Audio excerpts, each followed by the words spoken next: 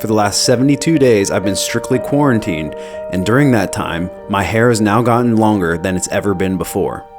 Barbershops here in Arizona are now open, however, for personal reasons, I have chosen not to go to them. So therefore, my only option is to cut it myself. Now, I could have done a very easy cut, like a 2 on the side, 4 on top, but that's not the cut I usually get. So I wanted to do something a little bit more fancy, a little bit tougher, a little bit more risky. So like any other time when you want to learn something, I took to YouTube, quickly searched how to cut my own hair, and I found this video that just looks so appealing. The guy's hair just looks so nice.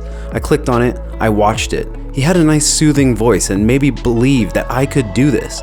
He was so calm in the way he described what needed to be done that it just seemed like anyone could do this. So I decided that I was going to do it. So step 1 was to comb your hair on top that you did not want to cut to the side. Next, take your number 4 and start shaving the sides of your head. Now you only go up to the top where your hair is now combed over. You move over to the opposite side, comb your hair back the other way, and do the same thing.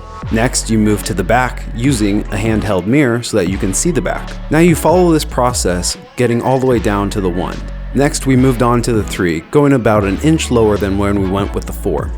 Doing the same process, going from one side of the head, moving the hair back, going to the other side of the head, moving on to the back.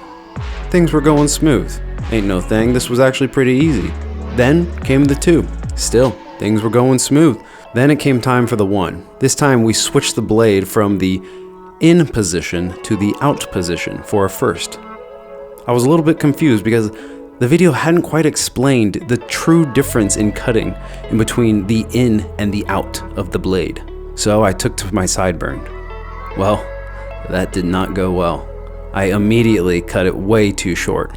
I didn't freak out, I stayed calm, but I realized that this wasn't as easy as it had been, and it wasn't going to be easy to finish out. Then I moved to the other side and did the other sideburn, and then you move to the back. The hard part is that this gave a more distinct line. This was much more aggressive of a cut. I continued with the 1. However, I couldn't get rid of the blotchiness of the back of the cut. So I called in the expertise of my wife and she helped correct the line. Next, I went to a 0, no blade at all, and I moved it to the out position because I wanted a taper. I wanted it down to nothing. And I knew that this was a tough position to be in, so I took it very carefully, very slowly.